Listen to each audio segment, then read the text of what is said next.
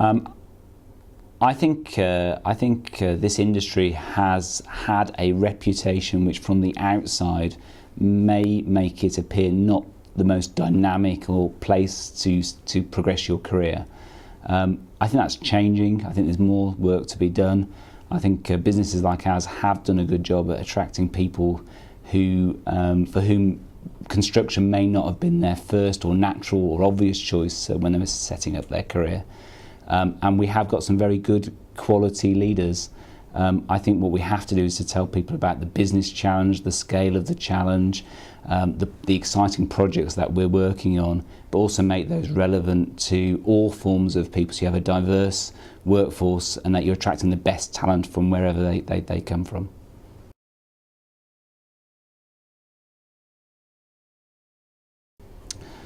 I think the first thing is make sure you are demonstrating the behaviours you want to see in others. So for me, that would make sure that you're taking time to listen to people, and that it's a safe environment for them to be able to talk about what's on their mind. I think the second thing would be that they need to be able to, or leaders need to be able to say, actually, here's a way for all of their people to stand forward and say, here's a way of creating value. It's a new idea, it's a new way of thinking, a new way of working. Recognising that some of them may not work, some of them will, and some of them won't. So I think the third thing is to make it safe for mistakes and for failures. Obviously, you try and plan to have less failures as time goes on, but the key thing is to make sure you brilliantly recover when things go wrong, and then to learn from those and to apply those lessons in the future. It's very easy for leaders to say, actually, I want everything to work first time, every time, because you'll only do that with things that you know are safe rather than things that could change and create value. I think the fourth thing is to make sure you maintain clear accountability for performance and results. If you're encouraging an atmosphere where people step forward with new ideas, those new ideas can be shaped into new promises to deliver value, and you have to hold people to account for delivering against their promise.